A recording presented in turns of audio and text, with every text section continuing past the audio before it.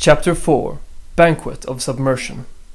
As I helplessly plummeted downwards, I could feel a lost portion of myself coming back through the depths of my mind. A fragmented memory flashed before my eyes, and amidst the flashes appeared visions of my son. The flashes revealed only small nuances of my grown son, and the only things I remember before plunging into a body of lukewarm water were the words, "You always," and "competition." My senses tingled as the water embraced my bruised body, and my limbs immediately twitched with survival instinct. When I once again opened my eyes, I strongly felt the reduced gravity caused by being underwater. The flashlight was probably waterproof, seeing as it still shed a strong but stifled beam in the murky pool of water. My gun was also waterproof, and I thought that I'd still be able to fend off the creatures if they waited for me above. I was so focused deliberating how to battle the strange creatures that I didn't even consider the presence that was down here with me. I only felt something touching my legs at first, but as the time between the contacts lessened, I considered the fact that maybe I wasn't alone in the basin. I used the flashlight to get my bearings while swimming upwards and noted that the eerily discolored water was pleasantly warm, almost glutinous in nature. Just before reaching the surface, I noticed a silhouette of something below me in the corner of my eye. There was something down here, after all. Even though I had been in water training in the military, there was a vast difference between training and the real thing. I laid eyes upon a grandiose ark-like cave after surfacing. The pool of water was that of a cave lake, and the surrounding grotto was damp and humid. I used the flashlight to see how far down I'd fallen, and as the beam hit the hole in the cavern ceiling, I could see the haunting creatures staring down at me. They were immobile and just stood there, silently watching my every move. There was a rank, putrid smell in the air, and even the atmosphere felt dangerous somehow. I soon noticed a shore around 6 meters behind me. I pointed the flashlight down into the water and tried to see the entity lurking below. My legs kicked around the grimy water and impeded my chances of catching a glimpse of whatever creature inhabited the lake. I immediately swam for the shore, but something massive suddenly leapt out of the water around 10 meters behind me. I aimed the beam in its direction, but the creature had already submerged again, leaving behind only splashes of water and ripples thereafter. Adding to the severity of the situation, the creature standing on the ledge above suddenly tumbled into the dark cave lake. I picked up my swimming pace towards the shore and tried not to fall into static shock due to the immense fear that instantly spread through my mind. I soon heard the large water dweller resurface behind me, and after throwing a quick glance over my shoulder, I gleaned the silhouette of the beast starting to feed off the creatures that had fallen into the lake. I quickly swam to a protruding rock and used it to climb out of the water and onto solid ground. I didn't even have the time to draw a sigh of relief until I found myself in mortal danger again.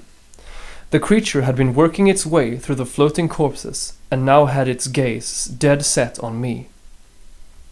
I swallowed nervously and pointed my gun and flashlight at it. I discerned some more features than before from my position by the shoreline. The creature was a fish-like beast, but still unlike any animal I had ever seen. Its body was covered by decomposing flesh rather than scales, and the flesh perpetually bled. It was almost as if the beast somehow craved constant feeding to stay alive, and I swiftly realized why the murky water was so discolored. The monstrous entity suddenly stopped in its tracks and glowered scornfully at me, exhibiting equal parts intelligence and feral instinct. The lake dweller was enormous, and I still couldn't see the whole thing since most of its body lurked underwater. Its mind-numbing gaze entered my head and ransacked my thoughts. The singular stare soon proved to be too much for me, and I found myself lowering the gun in compliance with its mentally dominant impression. "What the hell do you want from me?" I bellowed and gestured with my hand towards the beast in the water.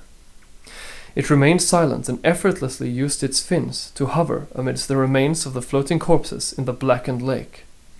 I wasn't at all satisfied with its lack of compliance and insisted, "Get out of my head!" A dislodged voice suddenly echoed throughout the cave. "Shoot me! Kill me like all the innocent people you've murdered in the name of righteous war!" "What? What the hell are you saying? Those scum deserve to die! I just served my country!" My aggressive answer resonated with anger. The beast wasn't long to dwell on my reply, and suddenly started moving again. With brute force, it broke through the drifting corpses and rushed across the water's surface towards me. I pointed my gun at the monster and fired 3 bullets straight towards its cranium. One of the bullets bounced off, while the other 2 pierced its putrid flesh. The enormous fish-like entity cried loudly, but didn't halt in its relentless assault. I was just barely able to throw myself out of the way as the beast collided with the stone shore of the cave lake. It then lashed out at me with the full force of its massive jaws. Hell-bent on my demise, the water monster flounced about wildly in an attempt to abridge the distance between us. "You must pay for what you've done!" the dislodged voice cried hauntingly. I was almost brought to my knees due to the sheer mental force beating at my mind. I fired another shot at the monstrosity before me, and it was a clean hit to one of its eyes. The beast's wild rampage continued, and it splashed violently with its back fin, trying to bring me down. Lunging into swift action, I jumped away, just barely avoiding its long, razor-sharp teeth. Furthering my Russian attack strategy, I ran up a large slantwise rock, a move which gave me the upper hand in the battle. The pitched rock was situated above a bay-like area, and the only drawback was that the beast's watery domain lurked below. One wrong move and I'd be living bait. I quickly checked my magazine and counted 10 bullets within and 1 in the barrel. The wounded beast returned into the depths of the cave lake, and for a few seconds I was unable to determine its position. In the beam of my flashlight, I suddenly saw a stream of blood bubbling up onto the water's surface. Within seconds of my discovery, the waters began to stir once more. The monster propelled itself up from below, and it seemed like this was its final attempt to bring me down.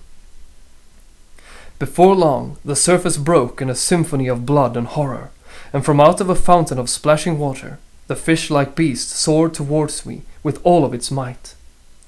Although near certain that I wouldn't be able to avoid injury this time, I fired 3 bullets, each hitting vulnerable locations. The monster's rampage stopped in mid-air, and it would seem that I had somehow managed to defeat it. I leapt further away on the rock in an attempt to get out of its path, just before its lifeless body smashed into the cavern wall. After crashing into the wall behind me, the massive fish monster's corpse inevitably fell onto the slantwise rock and brought both me and the entire rock formation with it into the blood-red water. I fell headlong into the dark depths below, together with the body of the deceased monstrous fish. I flounced about underwater and quickly resurfaced, then swam to the shore only 2 meters away. With my last ounce of strength, I grabbed onto a piece of rock, and a strange nauseous feeling overcame me as I held on for dear life. What happened next was something else entirely. The last thing I remember was the lukewarm water covering my lower body and my mind drifting off into a state of stupor. Unsure whether a dream of sleeping had forced itself on me, or if I just fell into slumber, my mind closed down and the surrounding cavern walls grew blurry.